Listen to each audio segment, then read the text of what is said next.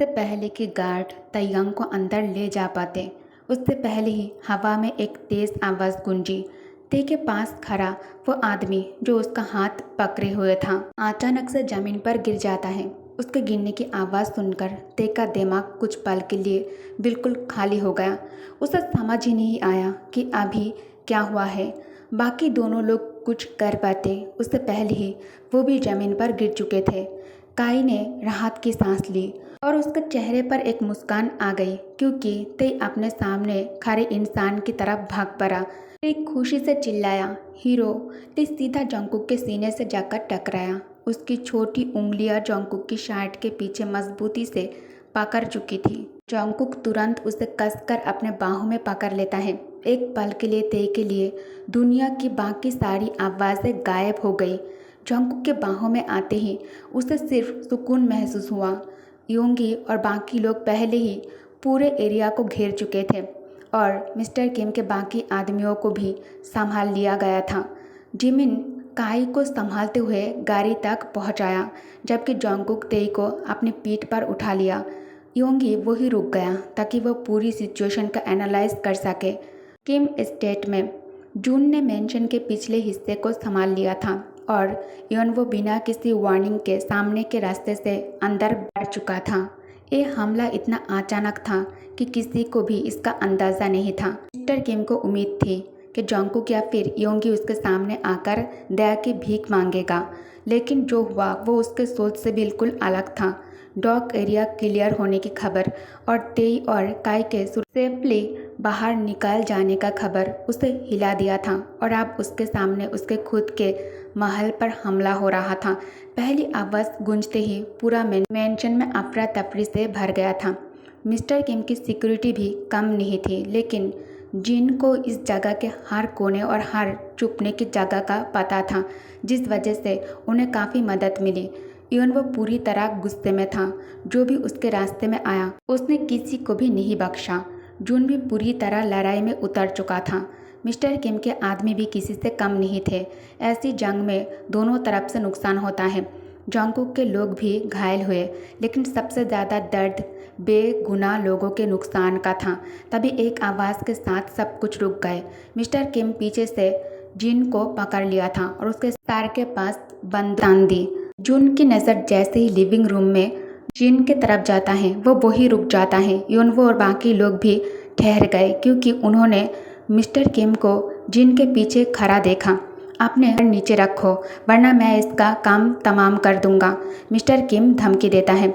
जून रुक जाता है। ने कुछ पल सोचा, फिर धीरे से अपने कर दी। मिस्टर किम वार्निंग देने के लिए एक और बार चला देता है। उसे छोड़ दो, हम सरेंडर कर देंगे, जून ने कहा। मिस्टर किम जोर से हंसता है। मैं इतना बेवकूफ़ नहीं हूँ। उसने जिन की गर्दन पर और जोर डाला। तभी जिमिन के मदर आगे बढ़ी और योनवो और मिस्टर किम के बीच खड़ी हो गई। तबाही के बीच वो अकेली खड़ी थी। उसे नुकसान मत पहुँचाओ, तुमने अपने ही लोगों का बहुत नुकसान कर दिया है, अब बस करो, हान सुही ने कहा। वो मेरा कोई नहीं है, मिस्टर किम गुस्से से चिल्लाया। है, वो तुम्हारे दोस्त का बेटा है, हान सुही ने जवाब दिया। वो भी तुम्हारे बेटे की तरह एक धोखेबाज है जो मेरे दुश्मनों के साथ खड़ा हो गया है। ये सब मरने के लायक है, मिस्टर किम गुस्से में बोलता है। तभी हान सुही की आंखों में गुस्सा भर गया। जिसे सजा मिलनी चाहिए वो तुम हो। हर शब्द में उसका सालों का दर्द था। अगला पल किसी ने नहीं सोचा था। हान सुही ने अपनी तरफ चुप्पी निकाली और मिस्टर किम पर गला दी। गोल में लगी और सिर्फ एक पल के फर्क से जिन को छूते हुए निकल गई। पूरे कमरे में सन्नाटा छा गया। सब लोग बस देखते रह गए। मिस्टर किम का शरीर धीरे से जमीन पर गिर गया। एक सालों से खरा वो डर का नाम आज खत्म हो गया। वो गोली डर की नहीं थी, में एक माँ के सालों के आंसू थे, एक मासूम बच्चे का दर्द था और उन सब लोगों की दुआ थी जिन्होंने उसके जुल्म सहे थे। सिचुएशन और बिगड़ने से पहले ही योनवो के एक आदमी ने साइड में खड़े होकर उसे तैयार रहने का इशारा किया। अगले ही पल पूरे हॉल में धुआं फैल गया। सब कुछ इतनी जल्दी में हुआ, किसी को भी संभालने का मौका नहीं मिला। जब धुआं हटा और अफरा तफरी थोड़ी शांत हुई, किम मेंशन का हाल किसी बर्बादी की तस्वीर जैसा था। तबाही, रब, सन्नाटा और हान सुही गायब थी। इवन वो जून, जीन और बाकी जख्मी लोगों का भी कोई पता नहीं था। सब चले गए थे जियोन मेंशन में। मिसेस जियोन हॉस्पिटल से वापस आ चुकी थी क्योंकि जैक के पिता उसकी देखभाल के लिए आ गए थे। जैसे ही उसने काई को सेफ देखा वो तुरंत उससे गले लग गई। वो बार बार गॉड का शुक्रिया अदा कर रही थी कि काई ठीक था। ते कुछ पल के लिए उसकी बाहों में रोया, लेकिन फिर दोबारा जोंगकुक के पास भागा। अभी भी किसी को यकीन नहीं हो रहा था कि हनसुई इतने समय से मिस्टर किम को ख़त्म करने का प्लान बना रही थी।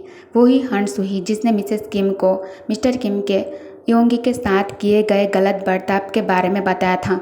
लेकिन बात सिर्फ बताने तक नहीं रुकी थी। काफ़ी देर की खामोशी और लंबी डिस्कशन के बाद सब एक फैसले पर पहुंचे।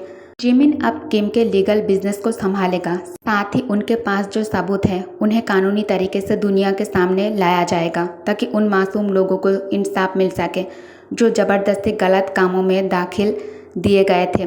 और मिस्टर किम के काले सच को दुनिया के सामने लाकर उसके खिलाफ कानूनी एक्शन लिया जाएगा। लेकिन मिस्टर किम की मौत का सच फिलहाल एक राज ही रहना था ताकि हनसुई और जिमिन को उसकी मौत का दुख दिखाना पड़े और सब कुछ असली लगे। मिशन के बाद योनवो और जून सीधा हॉस्पिटल गए जैक को देखने, जो ऑपरेशन के बाद होश में आ चुका था। जिन भी उनके साथ गया। बाकी लोग लिविंग रूम में रुक गए और जिन के फादर काई को लेकर हॉस्पिटल गया ताकि उसके पुराने जख्म और दोबारा खुल गए ब्रूजेस का इलाज हो सके। दूसरी तरफ ते अजीब तरीके से बिल्कुल शांत था। वो एक पल के लिए भी जोंगकुक को छोड़ने के लिए तैयार नहीं था। हॉस्पिटल जाने की बात तो दूर है, वो जोंगकुक को चलने तक नहीं दे रहा था। जब भी जोंगकुक उठने की कोशिश करता है ते की आंखों में आंसू आ जाते हैं। लिविंग रूम में जोंगकुक सोफे पर बैठा था और उसकी बाहों में ते सिमटा हुआ था। उसके चेहरे पर हल्की सी शर्म की लाली थी क्योंकि हनसुई उन दोनों को ऐसे देख रही थी जैसे वो कोई स्पेशल शो देख रही हो। कमरे में सिर्फ जोंगकुक, जिमिन, हनसुई और मिसेस जियोन थे। खामोशी थोड़ी अजीब थी। ते को तो गिनती में ही नहीं लिया जा सकता था क्योंकि वो रोते रोते थक चुका था और अब नींद में था। हनसुई हल्की सी आवाज़ में कहती है, मुझे लगता है आप सब ठीक हैं, तो ते को हमारे साथ वापस चलना चाहिए। नहीं। तभी मिसेस जियोन ने बिना किसी डर के मना कर दिया। नहीं। जोंगकुक का चेहरा तुरंत बदल गया। उसकी नज़र हनसुई पर टिक गई। हमने उसके साथ बहुत साल खो दिए हैं और अब मैं उसे दोबारा दूर नहीं जाने दूंगी। हनसुई ने मिसेस जियोन का हाथ पकड़ते हुए कहा, तुम मेरी बात सबसे ज़्यादा समझ सकती हो। नहीं, मैं नहीं समझती। वो यही रहेगा और ये फाइनल है। मिसेस जियोन ने अपना हाथ वापस ले लिया। हम तेई से ही क्यों नहीं पूछ लेते हैं कि वो किसके साथ रहना चाहता है। हनसुई ने उम्मीद से कहा। जिमिन जोंगकुक की तरफ देखता है। जोंगकुक उसे घूरा। जिमिन के होठों पर धीरे से मुस्कान आ गई। मॉम, ते मना ही करेगा। प्यार जो करता है जोंगकुक से। जोंगकुक के गाल फिर से लाल हो गए। हनसुई की आंखें हैरानी से भरी हो गई। क्या?